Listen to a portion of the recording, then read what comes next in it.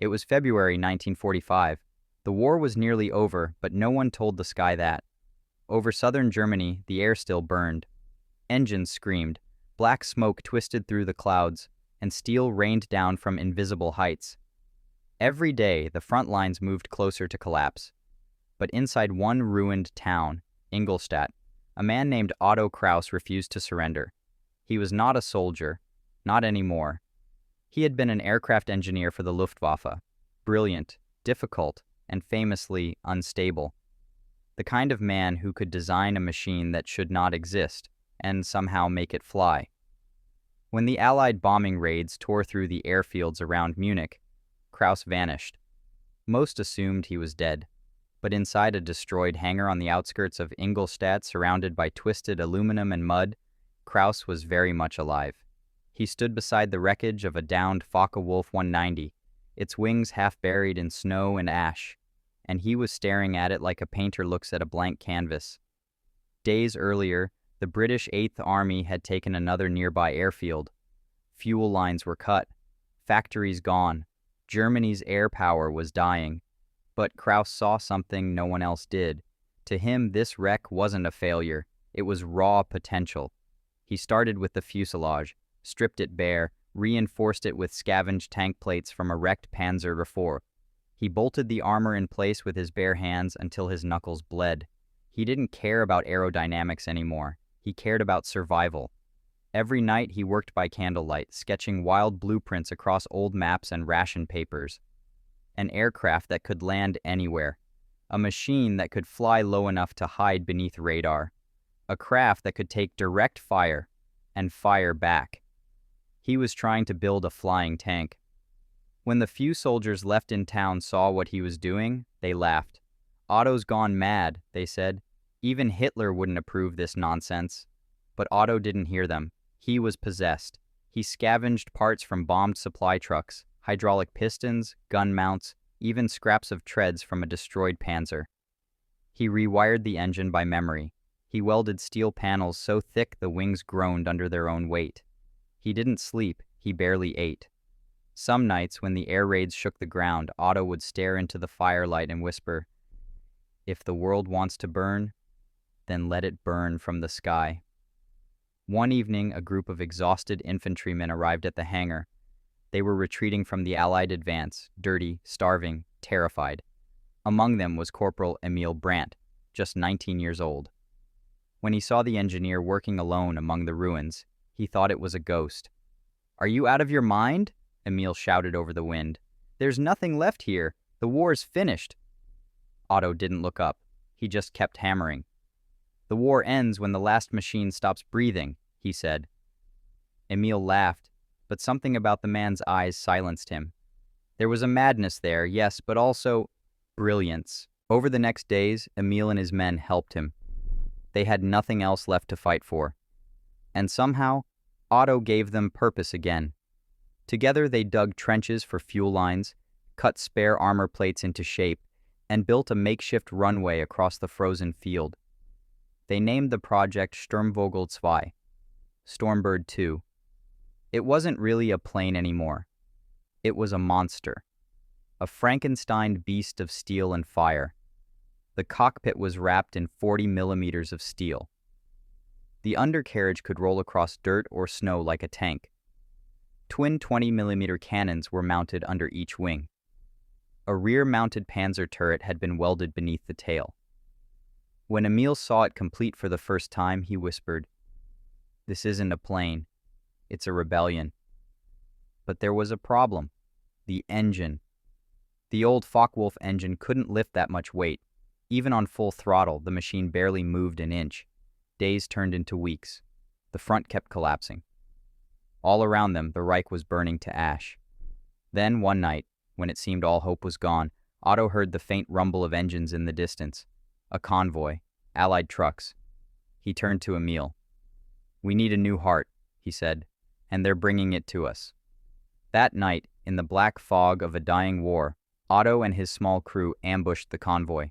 The firefight was short and brutal. When the smoke cleared, 2 Allied trucks burned quietly by the roadside. Inside one of them was a Rolls-Royce Merlin engine, torn from a British Spitfire being transported for study. Otto smiled for the first time in months. "Perfect," he said. "The enemy will help me finish what they started." By dawn, the engine was mounted. By sunset, the first test began. Emil climbed into the co-pilot's seat. "Are you sure this will even move?" he asked. Otto grinned. "Move? Emil, this will roar." He ignited the engine. At first, nothing.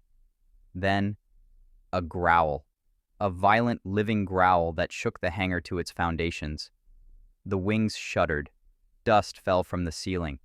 The entire machine trembled as if waking from a nightmare.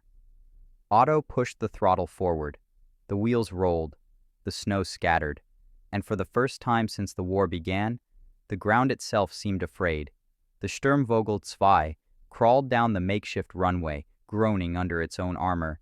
At 50 meters, it should have stopped, but Otto didn't. He forced the throttle open until the gauges cracked. Flames burst from the exhaust. The beast screamed across the field, faster, louder, until suddenly, impossibly, it lifted. The soldiers outside stared in disbelief. A flying tank, clawing its way through the sky, the heaviest aircraft ever built by human hands. It wasn't graceful, it wasn't beautiful, but it was alive. And in that single moment, Otto Kraus proved one thing, that even at the edge of defeat, madness can invent miracles. When they landed, Otto stepped out, covered in soot and oil, and said quietly, "Now, let's show them what a dying empire can still create." The next morning, the snow had stopped. A thin mist crawled across the field like smoke from a dying fire. And in the center of that mist sat the Sturmvogel II, its black metal skin glistening like the shell of some prehistoric beast. Emil stood beside it, staring at the giant shape in silence. It didn't look like it belonged to this world. It looked like something that had escaped from it. Otto Kraus climbed into the cockpit, his hands trembling not from fear but from hunger. He hadn't eaten in 2 days. The only thing that fed him now was obsession. He looked over at Emil. "Get in," he said. "We're not testing it anymore. We're hunting." Their target was a British artillery column reported to be moving near the Danube. If Otto could destroy it, maybe the army would notice. Maybe they'd believe again. Or maybe deep down, Otto just wanted to prove that his madness meant something. The engine ignited with a roar that rolled across the valley. Villagers miles away looked up from their broken homes, wondering if they were hearing thunder or the end of the world. The machine thundered down the frozen earth, slower this time, deliberate, heavy, unstoppable. When the wings finally caught the wind, the flying tank climbed through the mist and disappeared into the clouds. From above, the world looked silent and dead. Fields once green were now scars of black and gray. Smoke rose from distant towns like the breath of ghosts. Otto spoke softly, almost reverently. "This is what war does, Emil. It teaches men how to build angels of death." Emil didn't answer. He just watched as the horizon lit up in small flashes, artillery fire in the distance. As they neared the target, the first British convoy appeared below, small dots moving along a road between the riverbanks. Otto flipped a switch on the control panel, bringing the cannons to life. The sound of the turrets whirring filled the cockpit. Emil swallowed hard. "Otto, if we miss, we won't." The flying tank dropped lower, skimming just above the treetops. Branches snapped against the undercarriage. Snow exploded in waves behind them.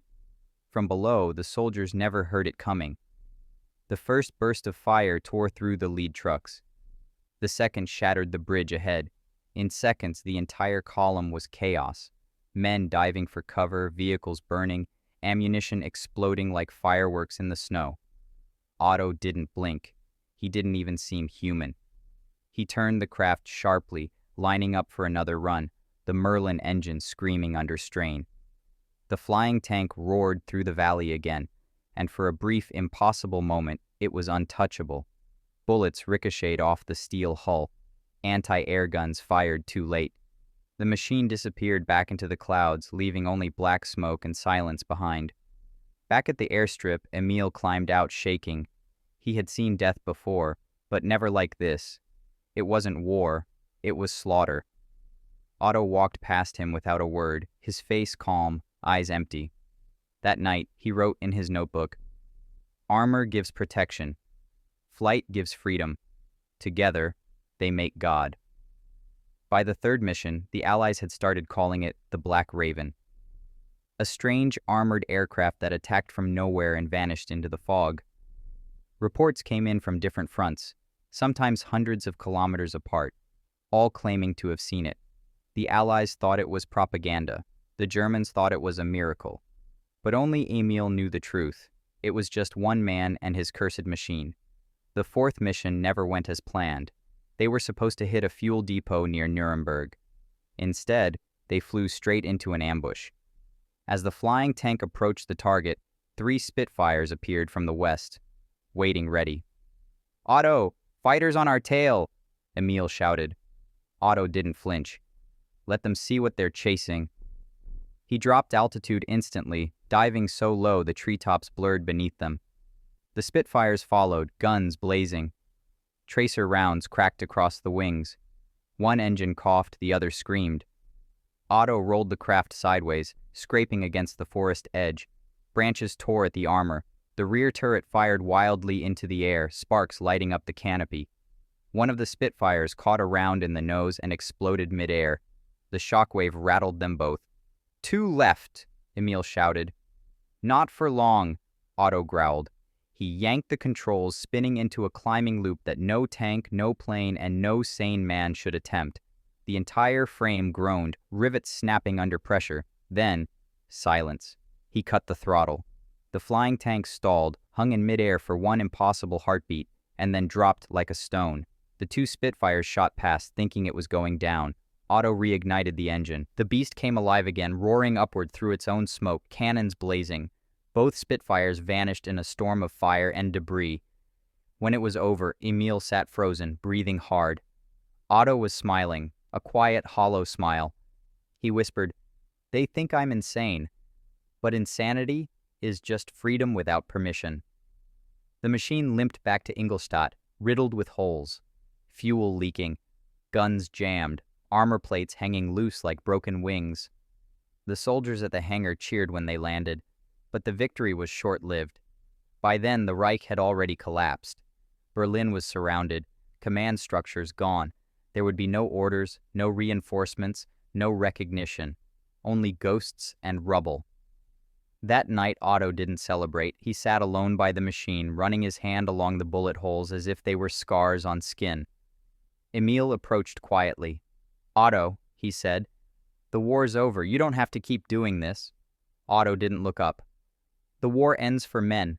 It never ends for machines." Emil frowned. "You talk like it's alive." Otto smiled faintly. "Maybe it is." Over the next few days, Allied forces closed in. Emil begged him to destroy the craft before they arrived, but Otto refused. He reinforced the hull again, repainted the wings black, and carved one word across the side in white paint. Erwachen. Awakening. On April 23, 1945, the first Allied patrol reached the outskirts of Ingolstadt. They found the town abandoned, except for one hangar. Inside, the flying tank was gone. The runway showed deep scars, and as if something impossibly heavy had taken off in the night. For weeks there were rumors. Farmers claimed to have seen a black shape gliding through the clouds over Bavaria. British pilots reported radar echoes moving at impossible speeds. And once, near the Alps, a downed bomber crew swore they saw a shadow pass over the moon. Slow, heavy, and silent. But Otto Kraus was never found. No remains. No machine. Just a half-burned notebook recovered from the hangar floor. The last page read, "The sky does not belong to men who follow rules. It belongs to those willing to rewrite them." Decades later, in 1982, a British historian studying declassified RAF files stumbled upon a strange photo. A blurry black-and-white image taken by a reconnaissance plane over southern Germany in the spring of '45. It showed something unidentifiable, massive, winged, and unlike any aircraft design known to exist. Below the photo, a handwritten note. "Object spotted near the Alps. Believed to be a secret German prototype. Call sign unknown. Locals referred to it as the flying tank. It was winter again. 37 years later, a snowstorm swept across the Bavarian Alps, erasing the world in white. And inside a dimly lit storage bunker belonging to the U.S. Air Force, a crate sat untouched since 1945. The label read, "Recovered Material, Operation Paperclip, Classified Omega Black." When the workers finally cracked it open, they didn't find a weapon. They found a dream wrapped in canvas and steel. Pieces of a machine unlike anything they'd ever seen. Wings too thick for flight, armor too thin for war, and a cockpit design that didn't belong to any known aircraft. It was the remains of Otto Krauss's flying tank. The discovery sent quiet shockwaves through the military. The design was decades ahead of its time. Retractable armor plating, adaptive thrust nozzles, and a flight control system that seemed to predict air movement before it happened. In a world now divided by the Cold War, such technology wasn't just fascinating, it was dangerous. So the Americans did what they always did with things they couldn't explain. They buried it deeper. But one man couldn't forget it. Dr. Isaac Moreau, an aerospace engineer working at Wright-Patterson Air Force Base. Brilliant, obsessive, and, some said, a little unstable. He had spent his life studying experimental German aviation. But the flying tank was different. It felt personal.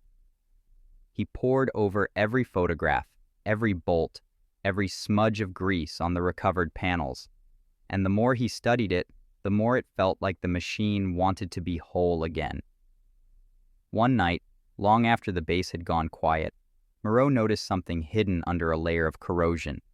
Faint etchings on a steel plate inside the main fuselage. He cleaned the surface slowly, and beneath decades of dust, he saw a series of hand-carved letters. E. Vogel, Ingolstadt, 1945. He froze. That name, Emil Vogel, appeared nowhere in official archives. It wasn't a signature of pride, it was a message.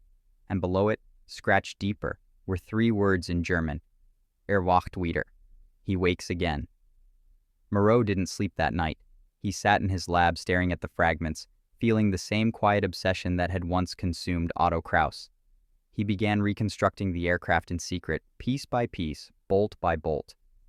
He used leftover jet components, scavenged alloys, and improvised circuits.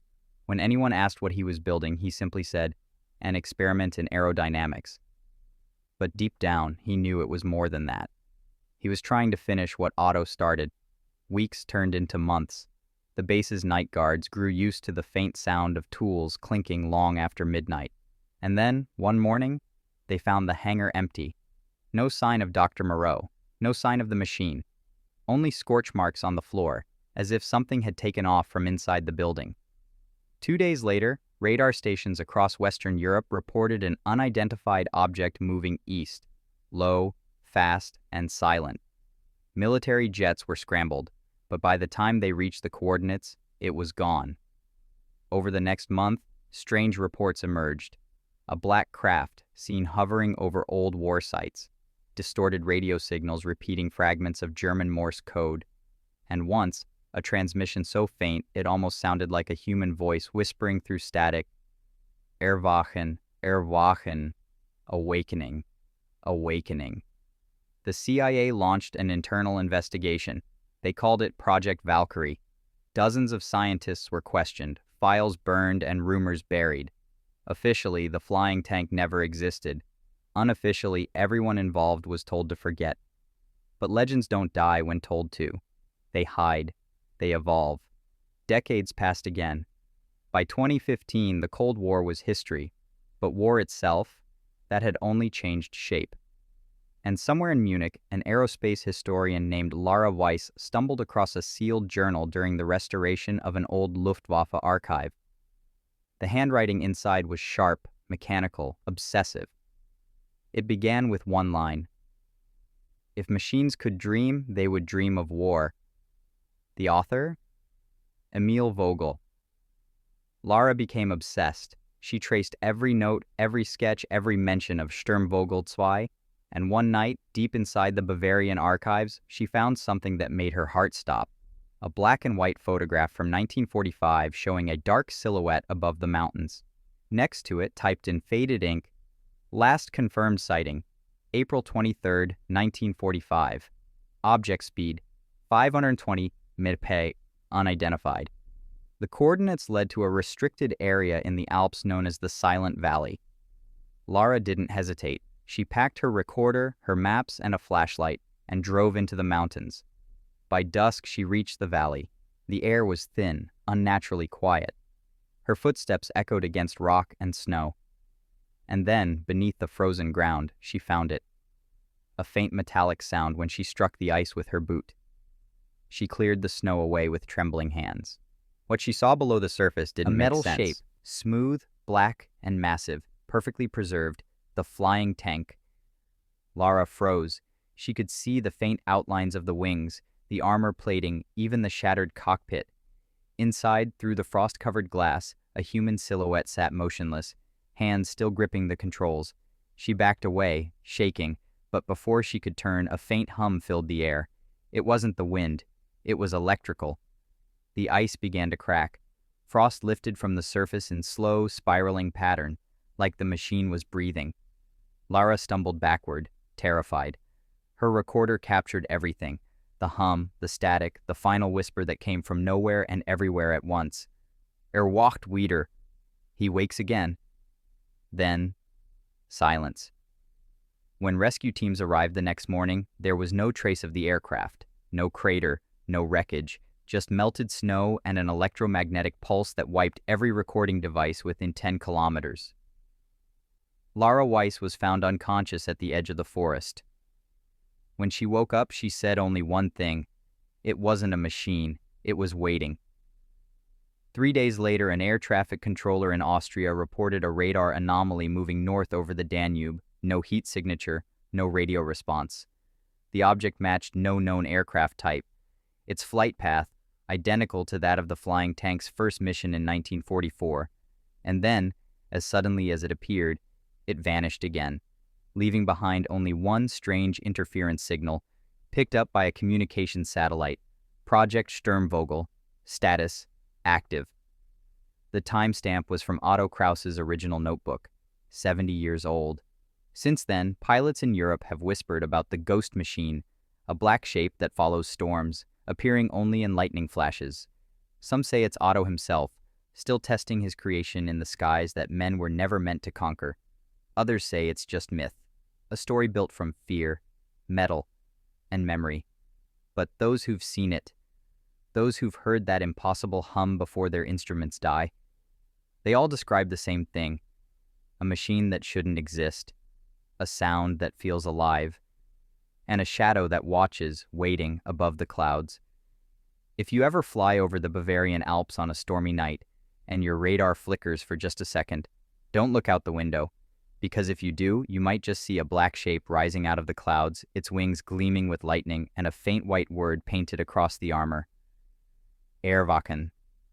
Awakening. The year was 2017. The world had changed. Satellites mapped every inch of the planet. Drones filled the sky, and secrets were supposed to be impossible. But in a concrete bunker beneath Langley, Virginia, a single file sat on a secure server marked Top Secret, Eyes Only. The title? Project Erwachen, Anomalous Aerial Vehicle, Origin Unknown. Inside the file were fragments, declassified radio logs, pilot testimonies, radar captures, and one single blurry satellite image. It showed a black triangular object hovering over the Alps. No markings, no heat trail, no known propulsion system. The timestamp read 04:23:45 UTC, April 23rd, the same day Otto Kraus disappeared, exactly 72 years later. Major Daniel Harker, head of the U.S. Aerial Phenomena Division, stared at the screen in disbelief. 72 years, he muttered. Same place, same altitude, same date. His assistant, a young analyst named Quinn, nodded nervously. It's not the first time, sir. The object reappears every 5 years. Same coordinates, same trajectory, and then gone. Harker frowned. What about spectral readings? Quinn hesitated. That's the strange part. It's not metallic, at least not anymore. The military's best guess was experimental Russian tech, but every signal, every trace, every signature said otherwise. The thing wasn't transmitting, it was absorbing. Every radar pulse, every satellite ping, swallowed whole, like the sky itself was protecting it. Harker ordered a covert retrieval mission, Operation Black Horizon. A team of 6 specialists, led by Captain Sarah Holt, was deployed to the Bavarian Alps under the cover of a NATO exercise. Their goal: locate the ghost machine. What they found would rewrite history. Day 1.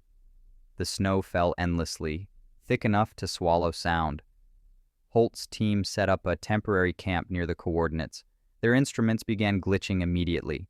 Compasses spun, drones crashed midair, and their thermal scanners detected a faint, pulsing heat signature deep within the mountain. They started digging. By nightfall, their shovels hit metal, not rock, not wreckage, something solid, smooth, like black glass fused into the mountain itself.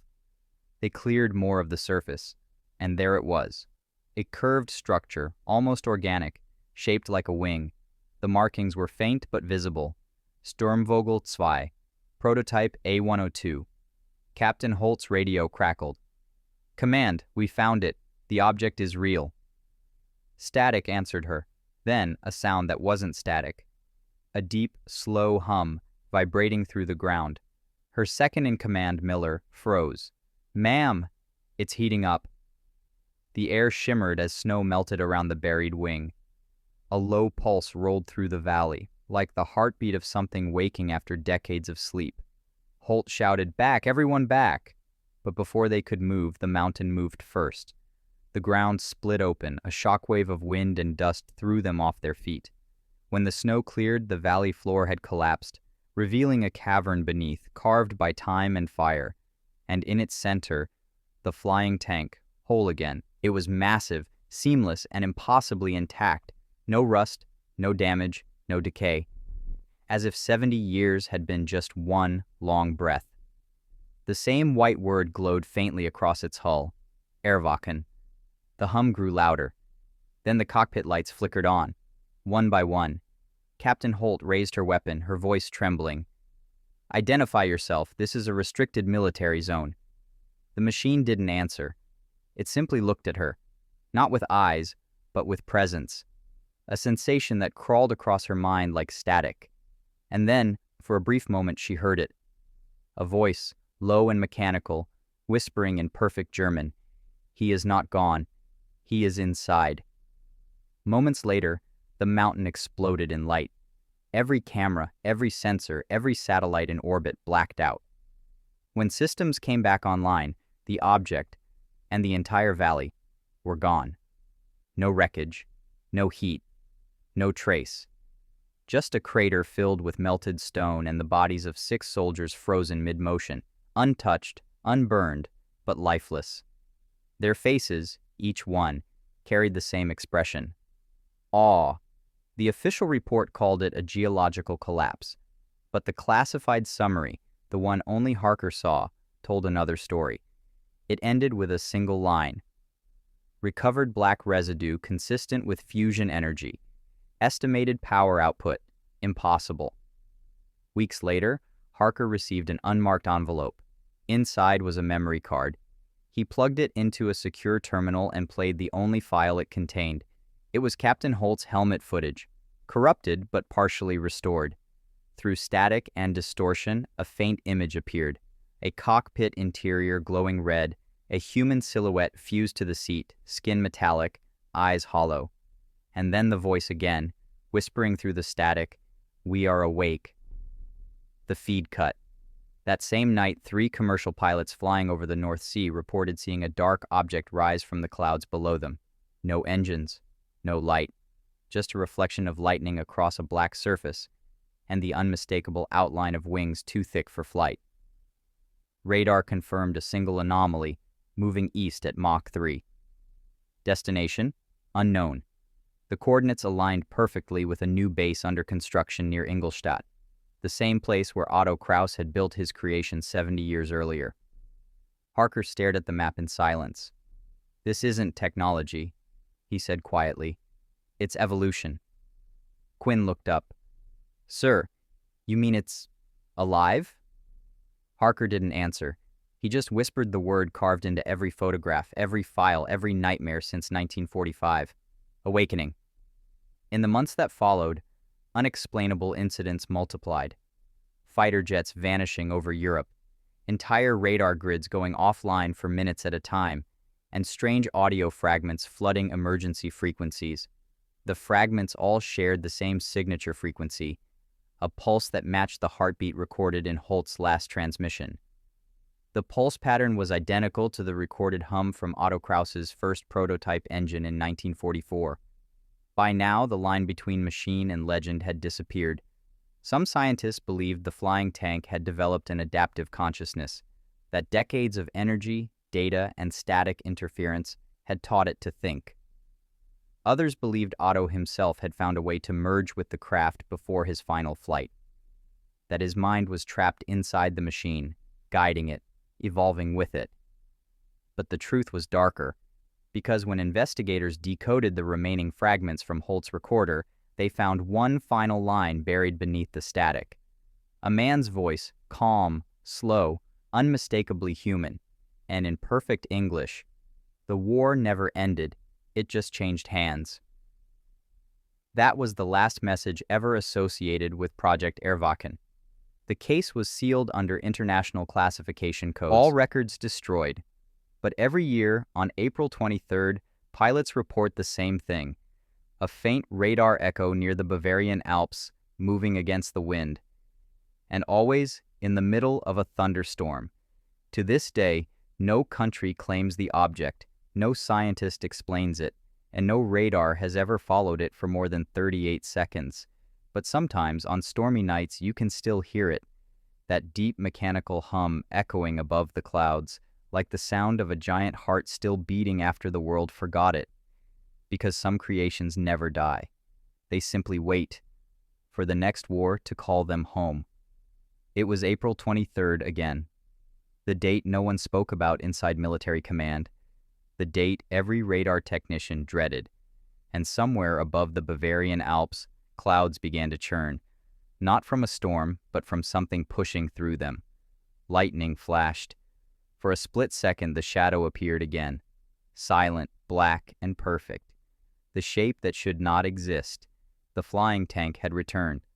At the same moment, in a classified monitoring station buried beneath Berlin, a signal came alive. Technician Adrian Keller leaned toward his console. He'd spent 5 years staring at silent screens. Now, for the first time, one of them pulsed, a repeating waveform, steady, cold, and beneath the static a human voice whispering, distorted, mechanical, but unmistakably alive. Erwachen, sequence complete. Alarms erupted through the bunker. Dozens of analysts crowded around Keller's screen. The signal wasn't bouncing from a satellite. It was originating inside Earth's atmosphere. Altitude, 17,000 feet, speed fluctuating. Direction unknown, but then something impossible happened. Every aircraft across Central Europe reported the same interference, communications drowned by a single repeating code. 4, 2, 3. April 23rd. Meanwhile, in a civilian airliner passing over Munich, passengers looked out their windows in stunned silence. A black shape drifted beside them, perfectly parallel, matching their speed without engines, without sound. It wasn't attacking. It was watching. One child pointed, whispering, "Mom, that plane has armor." But by the time she looked, it was gone, swallowed by the clouds. The next morning, news stations reported a mass radar malfunction. But independent footage leaked online. Grainy clips of a triangular object hovering above a storm, glowing faintly white at the edges. In one frame, the letters could be seen clearly. Erwachen. The video was deleted within hours, accounts vanished, but by then, millions had already seen it. In Langley, Major Harker watched the footage in silence. He had aged a decade since Project Erwachen began. His hands trembled as he opened a locked drawer and pulled out a single artifact, Otto Krauss's notebook. The last page still haunted him. The ink faded, but the words burned like prophecy. Machines are only mirrors. Build them with hate, and they will remember. Harker leaned closer, flipping the page to the one most people never noticed, a schematic sketch of the flying tank's cockpit. Beneath it, a line of code handwritten in German. Herzsteuerung aktiv. Heart control active. He froze. It wasn't a metaphor, it was literal. The flight system wasn't mechanical, it was biomechanical. Otto hadn't just built a machine, he had wired it with something living. Harker immediately ordered a full spectrum scan of the latest transmission. The results came back hours later. Not random noise, not a signal, but a heartbeat. Human, consistent, 74 beats per minute. Somewhere, somehow, Otto Kraus was still alive. Or at least, a part of him was. That night, Harker couldn't sleep. He replayed Holt's recovered footage frame by frame. Every time he stopped on the same image, the silhouette inside the cockpit, the faint outline of a man fused into metal. And he realized the horrifying truth.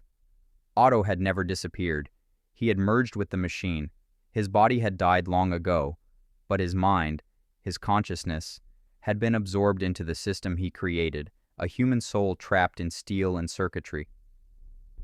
The next morning, the flying tank appeared again, this time above the Baltic Sea. It was no longer avoiding detection. It wanted to be seen. Satellite feeds captured it in full clarity for the first time.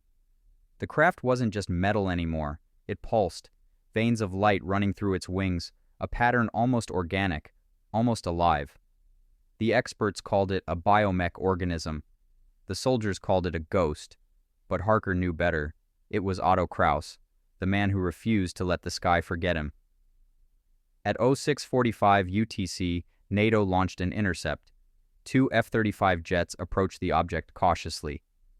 "Unidentified aircraft, this is Falcon Command," one pilot said over the comms.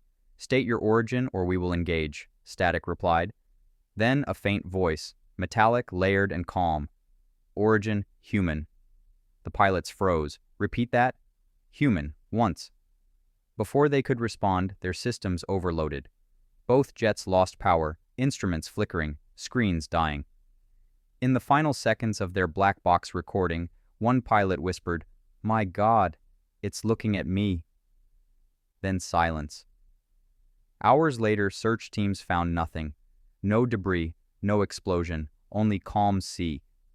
The radar signature of the flying tank vanished again. Not upward, not forward, but downward, into the water. Months passed, the world moved on, but strange signals continued.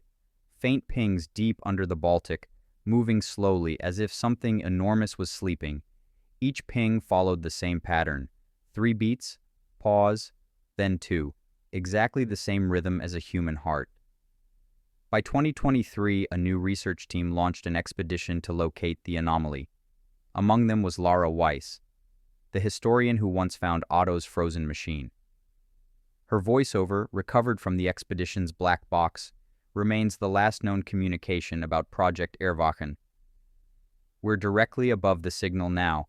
The instruments are fluctuating. There's light in the water. It's not coming from us." A pause. Then quietly, "He's still here." The transmission ended abruptly. No wreckage was ever found. To this day, the Baltic remains restricted airspace. Every April 23rd, military radar detects the same pulse rising briefly from the depths. A soft hum, followed by silence. And sometimes, during heavy storms, sailors claim to see a black shadow beneath the waves, its wings stretching like a sleeping giant dreaming of the sky. Some call it a myth. Others, a curse. But perhaps Otto Kraus achieved what no engineer ever could, to build something that refused to die. A machine that outlived its creator. Or maybe, a creator who became his machine. And if you ever find yourself standing on a cliff above the Bavarian Alps and you hear thunder rolling without rain, listen closely, because if you hear the hum beneath it, it's not thunder. It's a heart still beating. Somewhere, inside the storm,